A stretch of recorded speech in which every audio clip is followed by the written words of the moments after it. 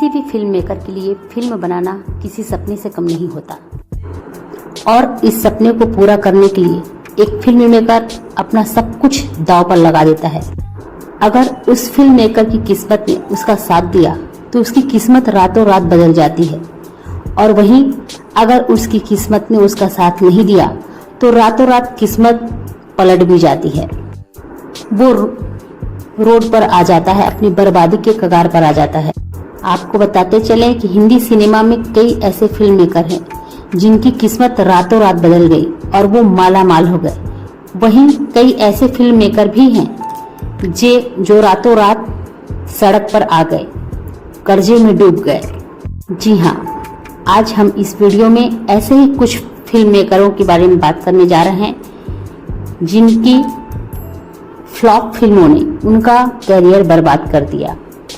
वो कौन 9 film maker हैं जिनके साथ ये हुआ? तो कौन है वो फिल्म मेकर, जानेंगे इस वीडियो में। तो वीडियो शुरू करने से पहले मैं साधना श्रीवास्तव और आपका मेरे चैनल पर स्वागत है। अगर आप मेरे चैनल पर पहली बार विजिट कर रहे हैं तो चैनल को सब्सक्राइब करना बिल्कुल ना भूलें और बेल आइकन भी प्रेस कर दें ताकि वीडियो के नोटिफिकेशन आपके पास जाते रहें। नंबर 1 पर आते हैं राज कपूर जी। राज कपूर का नाम सुना जाता है तो उनकी पहली फिल्म यही याद दिलाती है, मेरा नाम जोकर के बारे में। कहते हैं मेरा नाम जोकर फिल्म के लिए राज कपूर जी ने बहुत मेहनत की थी और बहुत पैसा लगाया। उस फिल्म को बनाने के लिए राज कपूर साहब ने अपनी पूरी जमीन जायदाद, यहाँ तक कि अपनी पत्नी के गहने जेवर तक गिरवी रख दिए थे, क्योंकि उन्हें उस फिल्म से काफी उम्मीद थी। लेकिन आपको बता दें, ये फिल्म बुरी तरह से फ्लॉप हो गई। उसके बाद राज कपूर साहब पूरी तरह से कर्जे में डूब गए। इस फिल्म को बनाने के लिए राज कपूर साहब ने बहुत मेहनत की थी और इसके लिए बहुत सपने सजोए थे। वो सोच रहे थे कि बॉक्स ऑफिस पर बहुत कमाल करेगी, लेकिन इसका जस्ट उल्टा हुआ। और जब ये फिल्म बुरी तरह से फ्लॉप हुई तो वो राज कपूर साहब कर्जे में डूब गए और उस कर्जे को उतारने के लिए उन्हें अपना बंगला तक बेचना पड़ा था। लेकिन उनके द्वारा ही बनाई गई बॉबी फिल्म ने उन्हें फिर से फिल्म इंडस्ट्री में स्थापित कर दिया। नंबर 2 पर आते हैं शशि कपूर जी, जो राज कपूर के छोटे भाई हैं। शशि कपूर जी भी उन्हीं फिल्म मेकरों में से एक थे जिनकी एक फिल्म ने उन्हें पूरी तरह से बर्बाद कर दिया। शशि कपूर जी 70 और 80 दशक के सफल एक्टरों में से एक थे। एक्टिंग के दुनिया में कामयाबी के झंडे गाड़ने के बाद शशि कपूर साहब ने फिल्म प्रोडक्शन में भी अपने हाथ आजमाए और फिल्म प्रोडक्शन के तले उन्होंने एक के बाद एक कई फिल्में बना डाली। इनमें फिल्म कलयुग, जुनून, विजेता और उत्सव जैसी फिल्में शामिल थी। ये फिल्में आर्ट्स में तो पसंद की गई थी, लेकिन कमर्शियली पसंद नहीं की गई, जिसके चलते शशि कपूर जी को आर्थिक नुकसान का सामना करना पड़ा। इस नुकसान से उबरने के लिए उन्होंने एक बड़े बजट की फिल्म बनाने की सोची और यही उनके जिंदगी की सबसे बड़ी गलती बन गई। ये बात है 1991 की, जब शशि कपूर अपने फिल्म प्रोडक्शन के तले अजूबा फिल्म का निर्माण किया। ये फिल्म अमिताभ बच्चन के ऊपर थी। इस फिल्म में जादुई कहानियां थी, इसलिए जादुई कहानियों को रियलिटी देने के लिए शशि कपूर जी ने इसमें पानी की तरह अपना पैसा बहा दिया। यहाँ तक कि इस फिल्म को हिट करने के लिए उन्होंने उस समय के सुपरस्टार अमिताभ बच्चन जी को और ऋषि कपूर जी को अपने फिल्म में कास्ट किया। इस फिल्म को इंटरनेशनल पहचान मिले, इसलिए शशि कपूर जी ने सोवियत संघ के लोगों को भी इस फिल्म में कास्ट किया। लेकिन इतना कुछ करने के बाद भी ये फिल्म बॉक्स ऑफिस पर बुरी तरह से पिट गई और इस फिल्म के फ्लॉप होते ही शशि कपूर जी पूरी तरह बर्बाद हो गए। और इस फिल्म से उबरने के लिए उन्होंने अपनी बेहसी संपत्ति बहुत सारी बेच डाली। इस फिल्म का फ्लॉप होना शशि कपूर जी के लिए बेहद बुरा सपना था।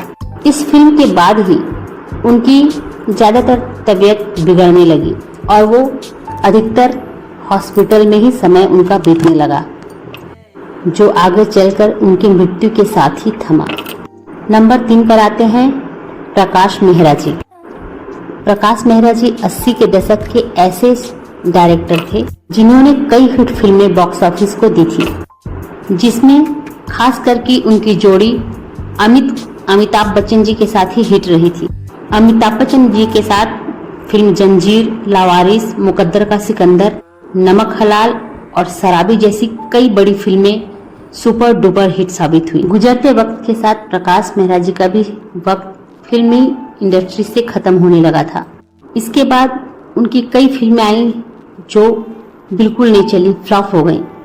इसके बाद प्रकाश मेहरा जी ने एक बड़े बजट की फिल्म बनाने की सोची जो उनके बीते वक्त को फिर से वापस ला सके। इस फिल्म का नाम था जादूगर। इस फिल्म में भी प्रकाश मेहरा जी अमिताभ बच्चन जी को लीड रोल में लेना चाहते थे, लेकिन उन दिनों अमिताभ बच्चन जी राजनीति में बिजी होने की वजह से इस फिल्म को करने से मना कर चुके थे। अमित जी के ना करने के बाद प्रकाश मेहरा जी ने इस फिल्म को विनोद खन्ना जी के साथ बनाने की सोची, लेकिन उस समय विनोद खन्ना जी फिल्म इंडस्ट्री को पूरी तरह से छोड़कर ओशो की तरफ जा चुके थे। उसके बाद काफी सारे एक्टरों के साथ इस फिल्म की बात चली, लेकिन बात कहीं नहीं बनी और नतीजा यह हुआ कि यह फिल्म लटक गई। इसके ठीक 4 साल बाद अमित जी ने इस फिल्म को करने के लिए हामी भर दी थी। उसके बाद इस फिल्म की शूटिंग शुरू हुई। इस फिल्म की कहानी एक ऐसे ढोंगी बाबा की थी जो अपने छोटे मोटे जादुओं से लोगों को बेवकूफ बनाया करता था और उनसे उनके पैसे लूटा करता था। लेकिन इस फिल्म में उस ढोंगी बाबा का राज खोलने के लिए उससे भी बहुत बड़ा जादूगर आता है। ये कहानी समय के हिसाब से काफी आगे की थी। इस फिल्म से प्रकाश मेहरा जी को काफी उम्मीदें थी। उन्हें लगता था कि अमिताभ बच्चन के साथ उनकी जोड़ी फिर से फिल्मी पर्दे पर जादू बिखेर देगी, जैसे उनकी जोड़ी ने 70 से 80 के दशक में अपने जादू बिखरा था सिनेमा पे। इसी उम्मीद में प्रकाश मेहरा जी ने अपना सब कुछ इस फिल्म पे दांव के रूप में लगा दिया। उन्होंने सोचा कि ये फिल्म बहुत बड़ी हिट साबित होगी, पर ऐसा हुआ नहीं। अमिताभ बच्चन, जयाप्रदा, अमरीश पुरी जैसे बड़े कास्ट होने के बावजूद भी ये पिक्चर चल नहीं पाई। इस फिल्म को फ्लॉप होने के बाद प्रकाश मेहरा जी इसका कारण भी अमिताभ बच्चन जी को ही मानते थे, क्योंकि जब उनकी ये फिल्म जादूगर रिलीज हुई थी उसके 2 हफ्ते पहले ही अमिताभ बच्चन की तूफान फिल्म भी रिलीज हुई थी, जिसमें अमित जी का किरदार भी एक जादूगर का ही था। और ये बात शायद अमिताभ बच्चन जी ने प्रकाश मेहरा जी को नहीं बताई थी। सब बात की एक बात कि इस फिल्म के फ्लॉप होते ही प्रकाश मेहरा जी को बहुत भारी नुकसान का सामना करना पड़ा और इसी भारी नुकसान से उबरने के लिए उन्होंने फिर से 2 फिल्में बनाई, किंतु वो 2 फिल्में भी बॉक्स ऑफिस पर फ्लॉप ही निकली। नंबर 4 पर आते हैं अकबर खान, फिरोज खान और संजय खान के भाई। वैसे तो अकबर खान भी अपने दोनों भाइयों की तरह फिल्म इंडस्ट्री में एक्टर बनने ही आए थे और साल 1974 में बतौर एक्टर उन्होंने अपनी फिल्म की शुरुआत अनजान राही से की थी,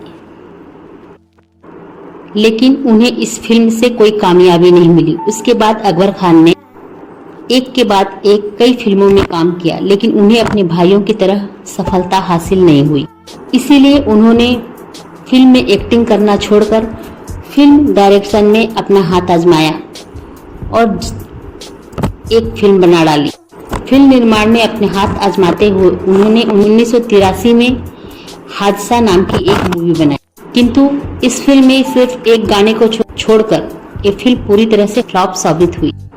इस फिल्म के पिटने के बाद अकबर खान कई सालों तक फिल्म इंडस्ट्री से दूर रहे। उसके बाद कई सालों बाद 2005 में उन्होंने बड़े बजट की फिल्म ताजमहल बनाने का अनाउंसमेंट किया। इस फिल्म को बनाने से पहले अकबर खान ने कई बड़े फिल्म मेकरों को अपनी इस कहानी के बारे में सुनाया था। उसमें एक नाम सुभाष घई जी का भी आता है। कहते हैं सुभाष घई जी ने ही अकबर खान को इस फिल्म को बड़े पैमाने पर बनाने के लिए कहा था।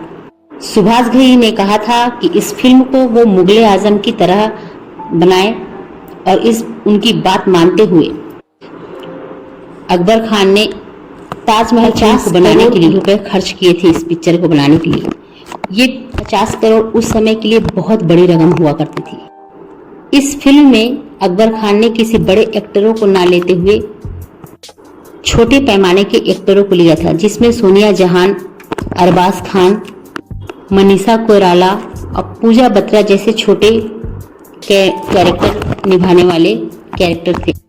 कहा जाए तो ये जो स्टार कास्ट थी उस समय की फ्लॉप स्टार कास्ट में गिनी जाती थी।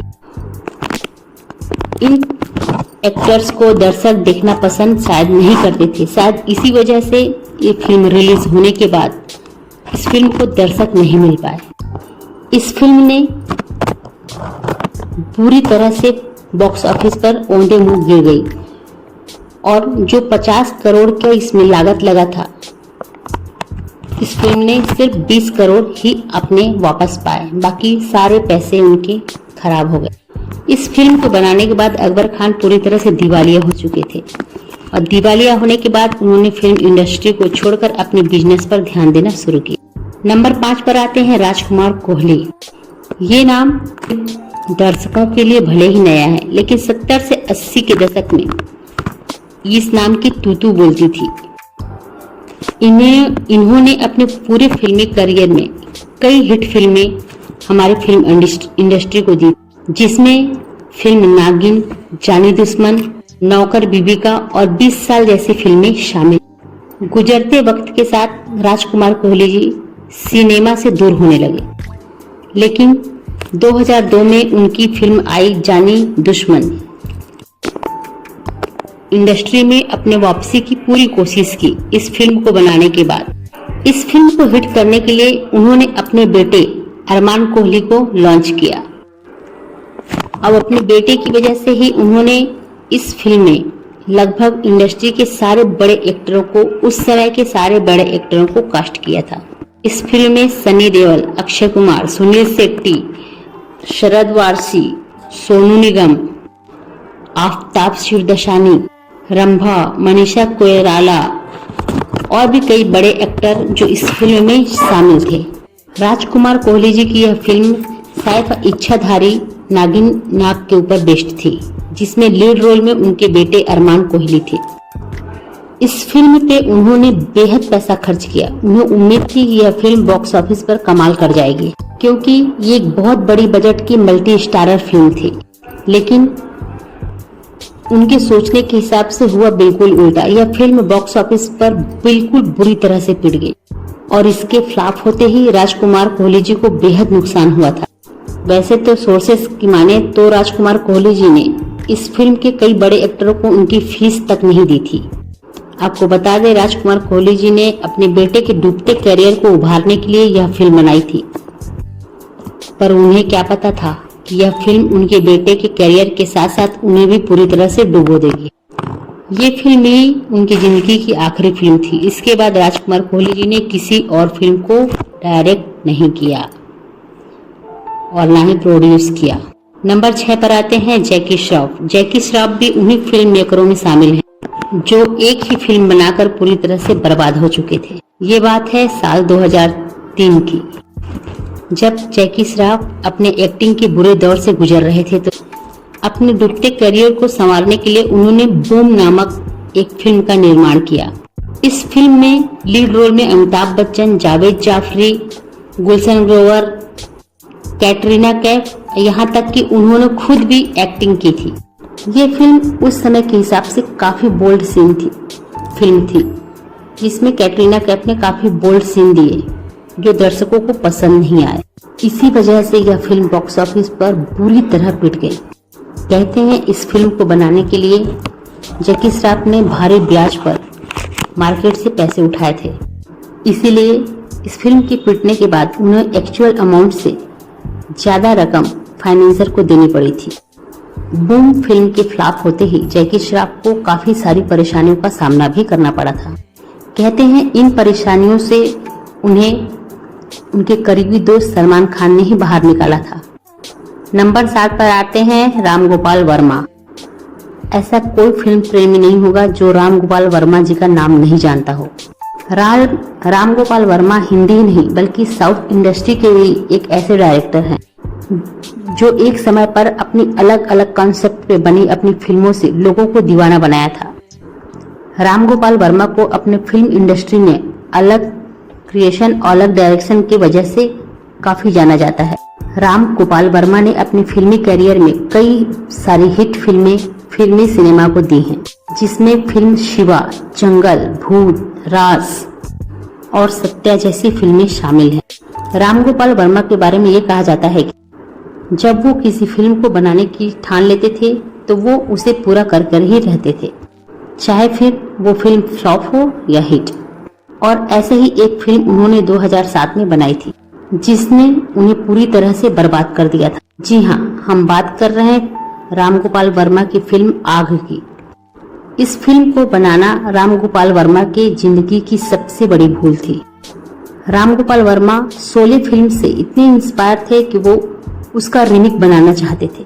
इसीलिए उन्होंने इस फिल्म को रिक्रिएट करने के लिए राम गोपाल वर्मा की आग बनाई थी, जिसमें उन्होंने अमित जी, मोहनलाल जी, सुष्मिता सेन और अजय देवगन जैसे बड़े एक्टरों को लिया था। ये फिल्म बॉक्स ऑफिस पर बुरी तरह फ्लॉप साबित हुई और इस फिल्म के फ्लॉप होते ही राम गोपाल वर्मा दिवालिया घोषित हो गए। यहाँ तक कि इस फिल्म की वजह से उनका मुंबई का ऑफिस तक बिक गया था। नंबर 8, सनी देओल। सनी देओल के बारे में तो हम सभी जानते हैं कि वे 90 के दशक के कितने बड़े स्टार थे। उन्होंने अपने फिल्मी करियर में अर्जुन, घायल, घातक, जीत, जिद्दी और गदर एक प्रेम कथा जैसी कई हिट फिल्में बॉक्स ऑफिस को दी थी। लेकिन साल 2002 के बाद सनी सर के गलत डिसीजन की वजह से उनकी फिल्में बिकने लगी, फिल्मी कैरियर डगमगाने लगा और नतीजा ये हुआ कि उनकी फिल्में बॉक्स ऑफिस पर एक के बाद एक लगातार पिटने लगी। इसी वजह से सनी सर कई सालों तक फिल्मों से दूर रहे। लेकिन इन सब बातों से उभरने के लिए उन्होंने फिल्मी पर्दे पर फिर से अपनी वापसी की और इसी समय उन्होंने घायल वंस अगेन 2016 में बनाई और ये फिल्म साल 1990 में रिलीज हुई थी। इसी तरह उन्होंने घायल का दूसरा पार्ट भी बनाया और इस फिल्म को डायरेक्ट और प्रोड्यूस दोनों सनी सर ने ही किया। सनी को इस फिल्म पर पूरा भरोसा था। उन्हें उम्मीद थी कि फिल्म घायल की तरह ही ये भी घायल 2 बॉक्स ऑफिस पर कमाल कर जाएगी। इसीलिए इन्होंने इस फिल्म को बड़ा बजट में बनाने की कोई कसर नहीं छोड़ी थी, जिसकी वजह से इन्होंने इस फिल्म में काफी पैसे खर्च कर दिए। लेकिन हुआ ये कि ये फिल्म सनी सर के उम्मीदों पर बिल्कुल खरी उतरी नहीं। इस फिल्म को दर्शकों का प्यार बिल्कुल भी नहीं मिला, बल्कि इसके पहले पार्ट घायल को दर्शकों ने भरपूर प्यार दिया था। इसी कारण से यह फिल्म बॉक्स ऑफिस पर बुरी तरह से फ्लॉप हो गई और इस फिल्म के फ्लॉप होते ही सनी सर को बेहद नुकसान उठाना पड़ा। ये बात उस समय सामने नहीं आई, लेकिन हाल ही में आई कुछ खबरों से इस बात का खुलासा हुआ था।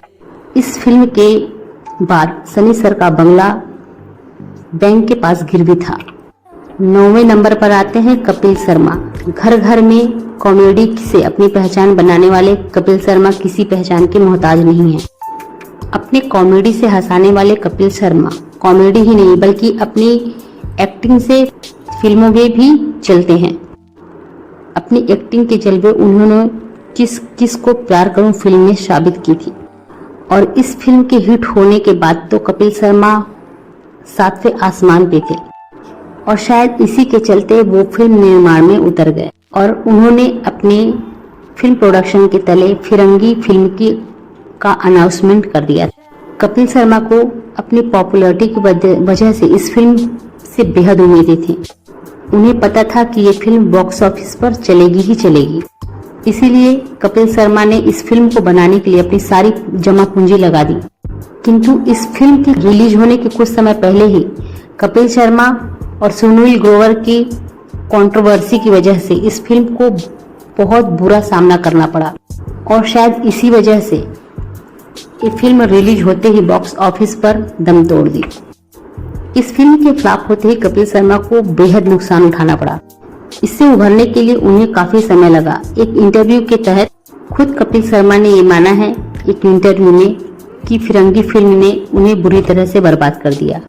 तो ये हैं 9 फिल्म मेकर जिनकी पहली फिल्म ने उनको पूरी तरह से बर्बाद कर दिया। तो ये हैं कुछ 9 फिल्म मेकर जिनकी फिल्मों ने उन्हें पूरी तरह से बर्बाद कर दिया।